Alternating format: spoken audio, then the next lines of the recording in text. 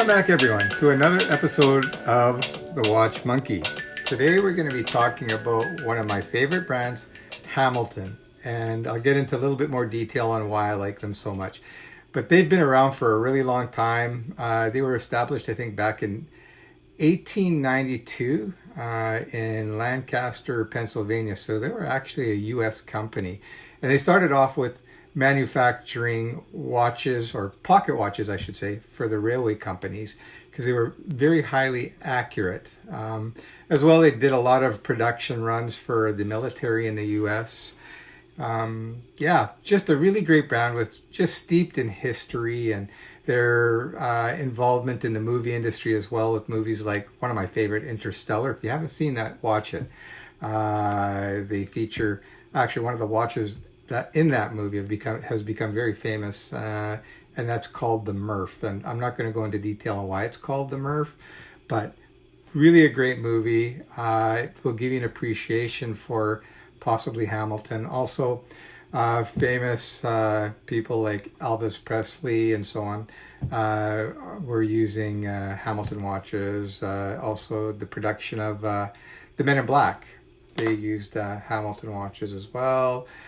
And apparently they've been in like over 400 feature movies. So yeah, they're great watches, a great value.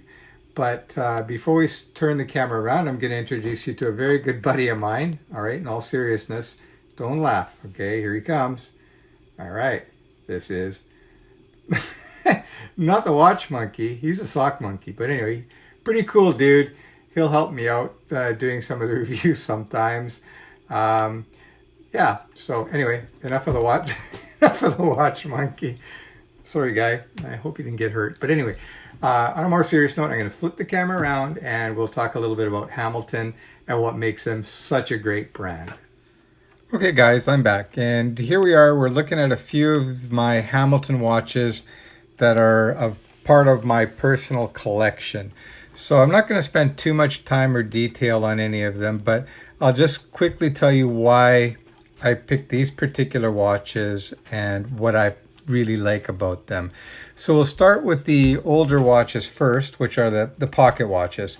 So this one here is a very old pocket watch, LL Bean series. These are really hard to come by. They're a manual wind. It's a military type watch, and you just give it a wind like this, and you can see it's coming to life in a moment. Okay, and there we go. So it takes a few winds. It's been sitting for a little while. It actually still keeps very good time, and this watch was made in the early 70s, and what a great little piece. You can find these sometimes on eBay. The prices go anywhere from around, I would say, a low of around $400 or $500 to about $1,000 now for these things. Very cool watch. So that is the LL Bean. They come with you could get the same pocket watch too without the LL Bean on it. There are a few different models of these, but they're a small little pocket watch that's really quite interesting. So that's it for that one. We'll go to another pocket watch. This one is older, and this one's a real beauty. Again, obviously this is not a new watch. You're not going to find this brand new anywhere. They don't exist. Another thing I want to point out to you guys, I would highly recommend, if you can get a mechanical pocket watch, get one while they're still affordable, because to make these watches now, the prices would be insane. The craftsmanship that was involved in making these, it's incredible. So what I'll do now is I'll take the back of the watch off so you can actually take a look and see what the mechanism looks like. But before I do that, I'm just going to give it a wind, so that way when I do take the back off, it's going to be moving, so you'll get to see the mechanics of the watch actually doing their thing. So I just give it a wind, and there we go. And you can see this one's kind of sticking a little bit. Okay, yeah, no, there it goes there. So you can see it is beating away. Again, it keeps good time once it gets going. Sometimes you just have to give it a tap after it's been sitting for a couple of weeks or so. It's not like I use these things very often. But anyway, I'm going to take the back off for you now so you can actually see the mechanics, and then you'll understand why I'm telling you guys that your pocket watches, if you can find some nice mechanical ones, grab them while you can. Yeah. So here, I'm just going to take the case back off and take a second here, and then you'll see. And you can see it's absolutely stunning. Like, look at the workmanship in that. You know, it's, I'm just trying to get that focused for you. So you can see there, and I'll flip this around here for you. You can see it says Lancaster, Pennsylvania. Movement is a 974, and you can see the wheel spinning away there. It's basically what's happening is that the spring is unwinding and it's turning the gears of the watch. But yeah, the craftsmanship in these things are unbelievable. So again, if you guys have a chance to pick up a pocket watch, a mechanical pocket watch, I would recommend it. So anyway, I'll put that down for now. I'm just going to put the case back on. I don't want to get unnecessary dirt or debris in there. So just get that back on there like that. And there you go. So I'm going to put this back down. Another one I found on eBay too. This is really neat. And this is just a Hamilton stopwatch. This one I picked up at a very good deal. I think it was like about 50 bucks or something. So jumped all over that. But anyway, again, you just wind it up like this. Okay. And that stops the counter, and then that resets it. Let me just give that another wind again. Okay. And this is mechanical as well. It's not quartz. So you hit the timer, and then to stop it, you hit it again, and then to reset, you push it again. Very simple mechanism. But yeah, what a cool piece. Again, this is back probably in the 1950s or 60s that this watch was made. Not sure, but it's quite old for sure. All right, here we have the next one in line, the Hamilton Khaki Officer. Now this is a big watch. This is 44 millimeters. And the reason why I bought it is obviously I like the looks of it, but I like the fact that it was a hand wind using the ETA 6498, which is just a workhorse of a movement. Now this watch here is probably, I'm going to say at least 15 years old. It's never been serviced and still keeps excellent time.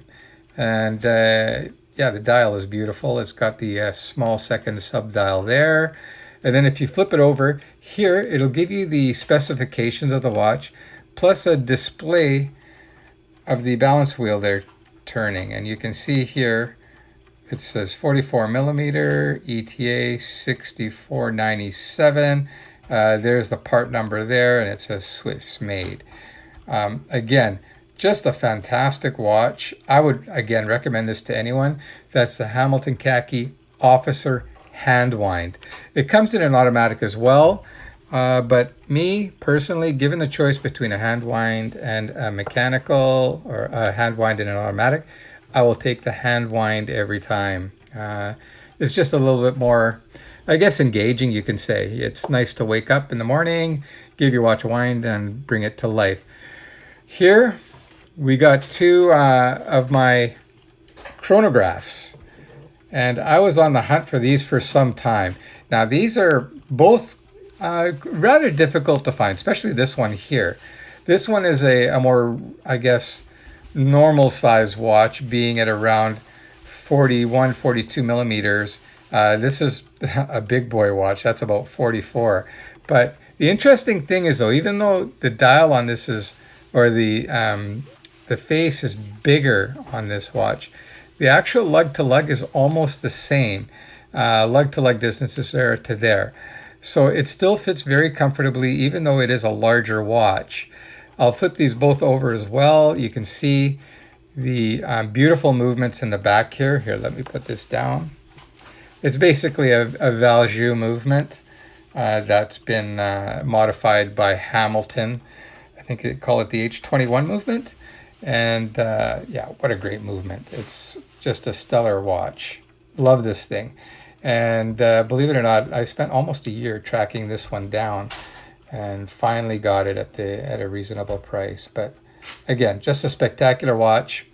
This watch is going nowhere. I absolutely love this watch. And I could also say the same thing with the Pan Europe Chrono. These are getting pretty pricey now. To find a decent one now, you're looking at over $1,000 for a used one. A new one is going to run you over $2,000. And again, just another great timepiece. I'll just show you quickly how it works. To change the date here, you've actually got a button here that you press to, I don't know if you can see that. There you go. That you just press that. They give you a little tool. You can actually use a toothpick to change it. Just push that in and you can go through the date. To start the chronograph, all you do is you press this top button here. So you just hit that. And the really nice thing about the Valjoux movements, it's a very solid click. It's not kind of a soft click or anything. It's very distinct. So you can see there, the seconds hand is running. I'm just going to hit the button again. That stops the chronograph. And then, of course, to reset it, you push this button here, and that pops it back. Yeah, again, these watches are fantastic. Can't say enough good things about the Hamilton chronographs. Honestly, probably if you're looking for a chronograph at a really good price with a Swiss ETA movement, you're not going to beat Hamilton for price. I'm telling you right now, you can look high and low. You're not going to find it. Another really great watch.